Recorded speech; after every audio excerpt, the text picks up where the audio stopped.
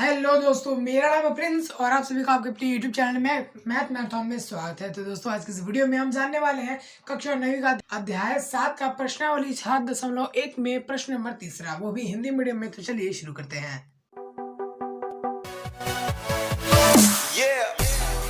बच्चों, क्वेश्चन को जो है जल्दी से पढ़ते हैं और समझने की कोशिश करते हैं क्या कि एक रेखाखंड AB पर AD और BC दो बराबर लंब रेखाखंड है। अब देखो हमारे पास जो ये क्या है, ये AB क्या है, रेखाखंड है। चलिए ठीक है, अब इस पर होता क्या है कि AD और BC नामक दो रेखाखंड लंब है। ठीक है, AD कौन सा भाई, AD ये वाला है और BC ये वाला है। ये दोनों क्या है, लंब है। लंब इट मींस की ये इस लाइन पर जो है इस तरह से मान के चलो BC क्या है, लंब, यानी कि इधर क्या बन रहा है 90 डिग्री का कोण बन रहा है। ठीक उसी तरह यहाँ पर जो है AB पर ये AD क्या है, लंब, यानी कि ये वाला जो कोण है ये कितने डिग्री का है, 90 डिग्री का है। साथ साथ एक और चीज यहाँ पर कही हुई है, वो क्या कि ये दोनों जो है लंब बराबर है। ठीक है ना, तो यानी कि इस पर एक टिक कर देता हूँ, इस पर टिक कर देता हूँ, जिससे कि हमें याद रहेगा कि ये दोनों जो है बराबर है। चलिए ठीक है। अच्छा, अब हमसे पूछा क्या है वो जान लेते हैं। यहाँ पर दर्शाइए कि CD रेखाखंड AB को समद्विभाजित करता है। यानी कि जो ये हमारे पास CD वाला है ये रेखाखंड, ये AB को समद्विभाजित करता है, यानी कि मतलब इन दोनों को जो है समान हिस्सों में बांट देता है। इसमें इसका मतलब क्या है कि ये वाला जो है इसके बराबर होगा अगर ये समद्विभाजित होगा।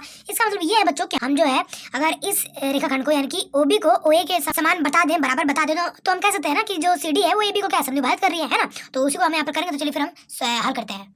हाँ, तो बच्चे आप यहाँ पर जो देख सकते हैं, यहाँ पर लिखा है मैंने, सिद्ध करना है OA जो है किसके बराबर है, OB के। यानी जो आप ये OA देख रहे हैं किसके बराबर है, OB के। ऐसा हमें जो है सिद्ध करना है। चलिए ठीक है। अब ऐसा जरूरी नहीं है कि हम हर बार क्वेश्चन में लिखेंगे कि क्या दिया हुआ है, हमें क्या सिद्ध करना है। नहीं, अगर आपको लगता है कि क्वेश्चन थोड़ा सा हार्ड है या आपको आराम से सॉल्व करते हुए चलना है कि हमें क्या क्या दिया हुआ है, क्या क्या हमें निकालना है, ये सब देखते हुए, तो आप इसको लिख सकते हैं। अदरवाइज कोई जरूरत नहीं है।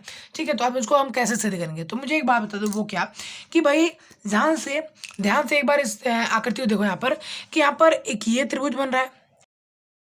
ओके जी, और दूसरा हमारे पास नीचे वाला त्रिभुज बन रहा है, जैसा कि यहाँ पर आप देख ही सकते हैं, दो त्रिभुज बन रहे हैं। ठीक है, और हमें ये करना है, क्या करना है कि हमें इसको जो है इसके बराबर दर्शाना है ना। इस वाले त्रिभुज के इस वाले भुजा को जो है इस वाले त्रिभुज के इस वाले भुजा के बराबर बताना है ना। तो हम क्या करेंगे कि अगर इन दोनों को त्रिभुजों का हम सर्वांग साबित कर दें तो हम कह सकते हैं कि संगत भुजाएं आपस में क्या होती है, बराबर। तो हम बता सकते हैं। ठीक है भाई, अब इनको हम आपस में सर्वांग कैसे बताएंगे, है ना, गौर करने वाली बात है। ठीक है, तो हमें पता है कि सर्वांग बताने के लिए मिनिमम हमको जो है यहाँ पर 3 चीजें पता होनी चाहिए, है ना। तो 3 चीजें कौन कौन सी है उसको हम जान लेते हैं। यहाँ पर सबसे पहले हम उसी को लिख लेते हैं यहाँ पर जल्दी से कि भाई हमें पता है, हमें क्या पता है कि जो BC है वो AD के बराबर है ना। ये BC जो है वो AD के बराबर है, ऐसा हमें क्वेश्चन में लिखा होता है ना, तभी तो हमने टिक लगाया है ना। तो हम यहाँ पर लिख देते हैं क्या कि जो BC है वो बराबर है किसके, AD के। ओके जी, हाँ जी बिल्कुल ठीक है। वैसा क्यों है, क्योंकि यहाँ पर जो है क्वेश्चन में हमें ऐसा दिया ही हुआ है ना, गिवन है। ओके जी, हमने लिख दिया।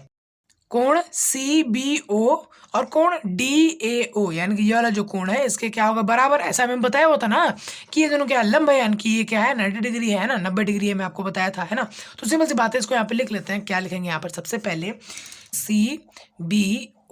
CBO बराबर है हमारे पास किसके, कोण DAO के, कोण DAO के। क्यों, क्योंकि भाई यहाँ पर आपको पता है, मुझे पता है यहाँ पर क्या हो रहा है, ऐसा हमें क्वेश्चन में दिया हुआ है ना, और कुछ तो हो नहीं रहा है। ठीक है भाई, हमने लिख दिया। ओके, अब मुझे एक बात बता दो, वो भी ध्यान से देखकर। ओके, देखो हमें पता है, हमें क्या पता है जी, हमें ये पता है कि ये वाला जो रेखाखंड है ये इसके आपस में क्या कर रही है, कट कर रही है ना, प्रतिच्छेद कर रही है। तो इससे क्या होगा कि ये वाला जो कोण होगा इसके बराबर होगा, है ना। हाँ जी हाँ बिल्कुल होगा। क्यों, क्योंकि आपको पता है, मुझे पता है यहाँ पर क्या हो रहा है, वर्टिकल अपोजिट एंगल हो रहा है। आई मीन शीर्षाभिमुख कोण हो रहा है। इसका मतलब है कि ये वाला जो कोण है इसके बराबर होगा, है ना। मान के चलो इसका कोण का नाम ले लेता हूँ मैं, एंगल 1 है, और ये कोण का नाम हमने रख दिया एंगल 2।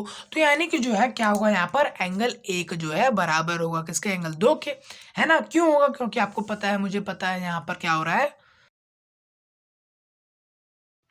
शीर्षाभिमुख कोण है जी, हाँ जी हाँ बिल्कुल ठीक है। अच्छा, अब मुझे एक बात बता दो, वो क्या कि हमारे पास यहाँ पर मिनिमम 3 चीज आ गई है, 1 2 3।